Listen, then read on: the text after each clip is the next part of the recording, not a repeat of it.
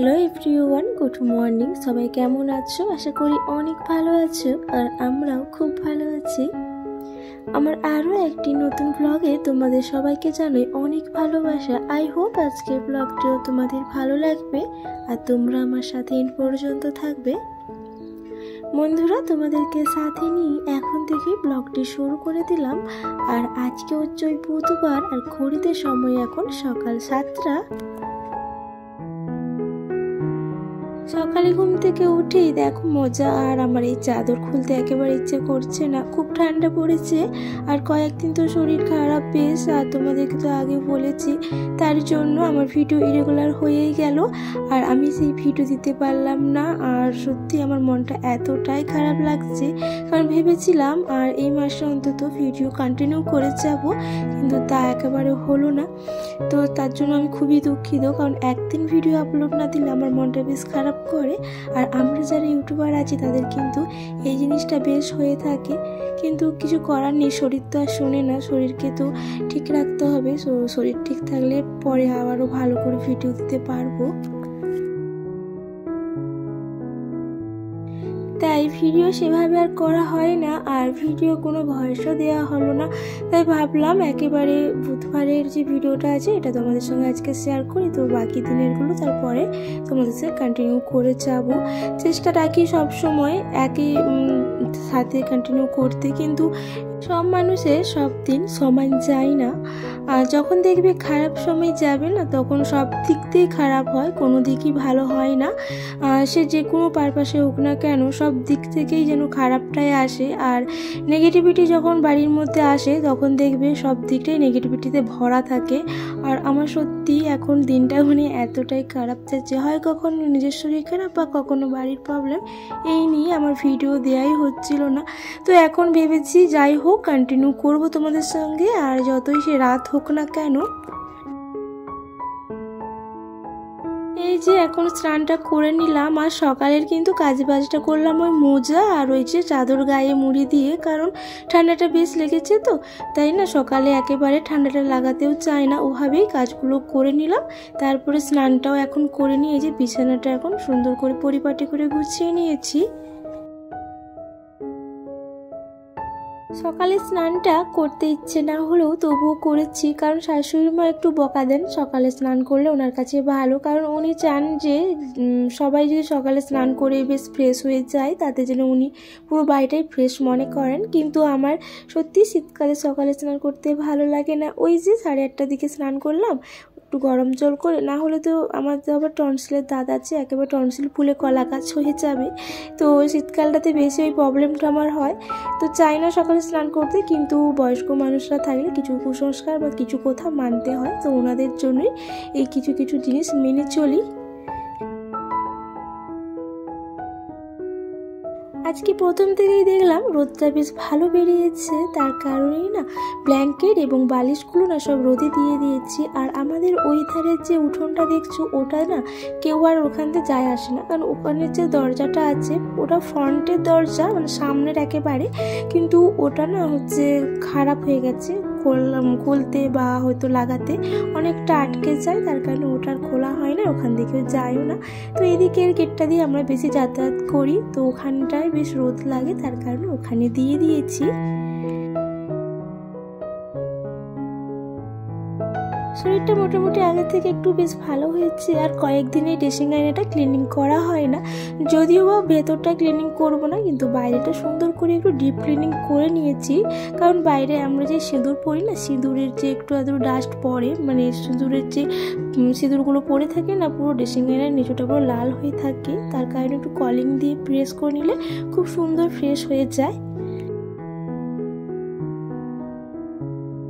রুমের মোটামুটি সব কিছু কাজ কমপ্লিট হয়ে গেছে, আর যেগুলো রেগুলার গোছানোর বা যেগুলো রেগুলার আমি যে কাজগুলো করে থাকি সেগুলো এখন করে নিয়েছি।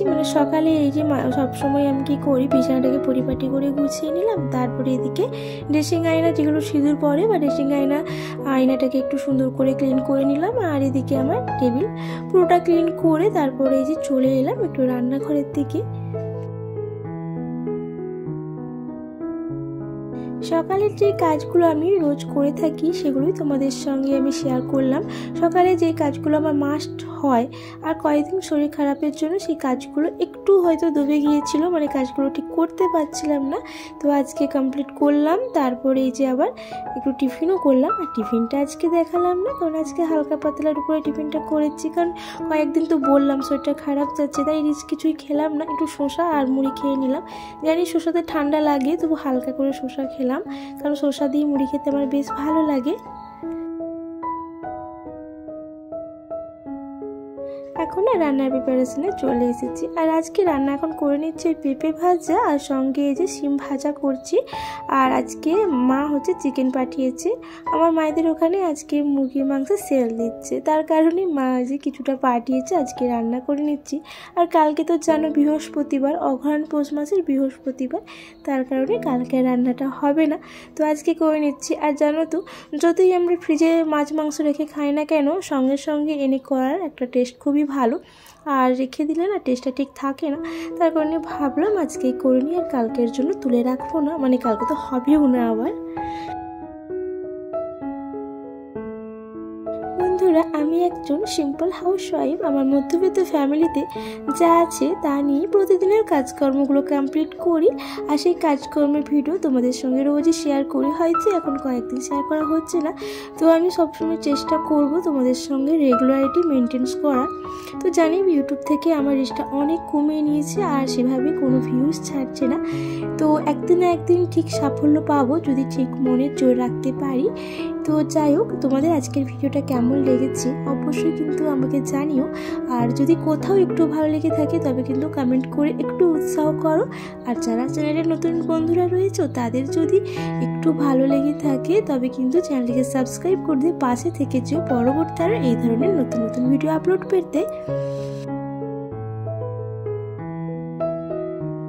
আজকে পেজটাকে ডিপ ক্লিনিং করে নেব। আর আমি কিন্তু ডিপ ক্লিনিং প্রায় মাসে করে থাকি, আর সপ্তাহে একবার করে কিন্তু এমনিভাবেই ক্লিনিং করে নিই লেবু জল দিয়ে। তো আজকে লেবু জল দেবো না, আজকে পুরো ভিম জেল দিয়ে সুন্দর করে ক্লিনিং করে নিচ্ছি। আর আমি কিভাবে ডিপ ক্লিনিং করি সেটাই তোমাদের সঙ্গে শেয়ার করছি। তো আগেও আমি শেয়ার করেছি, তো আগে যেটা শেয়ার করেছিলাম তোমরা চাইলে আমার চ্যানেলে গিয়ে ভিডিওটা দেখতে পারো। তো লেবু জল দিয়ে কীভাবে করেছি সেটা কিন্তু আগের ভিডিওতেই আছে, আর আজকে কিন্তু দিলাম না, কারণ আজকে যেহেতু ডিপ ক্লিনিং করলাম। আজকে ওই যে ভিম জেল দিয়ে পুরোটাকে সুন্দর করে মানে ফেসটাকে ক্লিনিং করে নিলাম, তারপরে জল দিয়ে ধুয়ে নিয়েছি। ধুয়ে একটা শুকনো কাপড় নিয়ে যত ভেজা ভাবটাকে পুরো শুকনো করে ক্লিনিং করে নিয়েছি, পরিষ্কার করে জলটাকে শুকনো করে নিয়েছি ফ্রিজ থেকে। পিসটাকে ক্লিনিং করে তারপরে কিন্তু পিসটাকে সাজিয়ে নিচ্ছি। আর বড় করে কিন্তু ভিডিওটা বাড়ালাম না, কারণ ছোট করে রাখলে ভালো লাগে দেখতে, আর সত্যি তখন ধৈর্যটাও থাকে, যেটা আমার ক্ষেত্রে হয়ে থাকে। তো আমি আমার দিকটা ভেবেই কিন্তু সবসময় চেষ্টা করি ভিডিও ছোট করে রাখার, যাতে তোমাদের দেখতেও ভালো লাগে এবং ধৈর্য থাকে। কারণ যে কোনো জিনিস বা একঘেয়েমি বেশি বড় হলে ভালো লাগে না, তো তার কারণে। আবার চকলেট এবং আমার এই যে মেডিসিন কিছু আছে সব কিছুটাই সুন্দর করে গুছিয়ে নিচ্ছি। আর হ্যাঁ, ফ্রিজে কিন্তু আমি সবসময় বেশি জিনিস রাখতে পছন্দ করি না, যতটা পারি অল্প অল্প সবজি এবং অল্প জিনিস রাখতে বেশ ভালোবাসি। কারণ বেশি থাকলে দেখবে কোন দিকে রাখবো কোনটা কি করব মানে ঠিক খুঁজে পায় না। তাই ছোট ফ্যামিলিতে ছোট ফ্রিজ এবং ছোটোর মধ্যে যে কোনো কম জিনিস রাখতে বেশ পছন্দ করি। ভেতরটা মোটামুটি গোছানো হয়ে গেছে। তো বাকি যে সবজি একটু বেশি এখন আনা হয় বলেছি, কারণ যে বাবা আছে তার কারণে বেশি সবজি খাওয়া হয়। বাবা যেহেতু সুগার, তো আলাদা করে শুধু সবজি বানানো হয়, আলু টালু দেওয়া হয় না। তো সেক্ষেত্রে সবজিটা একটু বেশি লাগে, তাই এভাবে আমি পলি ব্যাগে করে সবসময় গুছিয়ে রাখি। ফ্রিজ ফ্রিজটা নোংরা কম হয় আমার কিন্তু টেবিল ম্যাটটা রাখার কারণে। টেবিল ম্যাটটা আমার বাড়িতে এমনিভাবেই ছিল, আমি কিন্তু ফ্রিজের ম্যাট কিনি না। তো যাই হোক, টেবিল ম্যাটটা ছিল, লেগে গেল কাজে, খুবই ভালো লাগলো। কারণ এই টেবিল ম্যাটে ওপর যে কোনো খাবার দাবার পড়ে যায় তো ফ্রিজের মধ্যে পড়ার কোনো আশঙ্কায় থাকে না। তারপরে আমি যখনই মন হয় এমনি করে টেবিল ম্যাটটা সরিয়ে পরিষ্কার করে নিলে আমার হচ্ছে ক্লিনিংটা হয়ে যায়। তো সেভাবে আমাকে ফ্রিজের দিকে দেখতে হয় না। দেখবে বন্ধুরা, কেউ যদি কোনো পরিষ্কারের ওপরে কিছু ফেলে দেয় আমরা তখনই বেশি কষ্ট পাই। যেমন এই ফ্রিজের মধ্যে কেউ যদি নোংরা হাত নিয়ে এই হ্যান্ডেলে ধরে বা হয়তো ফ্রিজের ভেতরে কোনো তরকারি বা কোনো কিছু ফেলে দিয়েছে তখনই বেশি আমাদের মনে কষ্ট হয়, তার আগে কিন্তু হয় না। এত যে পরিশ্রম করলাম এই পরিশ্রম কিন্তু আমার কাছে কিছুই মনে হয় না, বেশি মনে হয় কেউ যখন এর ওপর নোংরামি করে। আজকে এই ফ্রিজটা আমার 6 বছর হয়ে গেছে, আমার বিয়ের কিছুদিন পরেই বাবা দিয়েছিল। তো আজ এই ফ্রিজটা আমার কত দিনের, দেখো পুরো নতুনের মতো আছে। যত্নের কাছে কিছুই হয় না, যত্ন করে যে কোনো জিনিস রাখলে সেটা অনেক দিন আয়ু বেড়ে যায়। তো যাই হোক বন্ধুরা, আজকের ব্লগটি কিন্তু এখানে এন্ড করছি।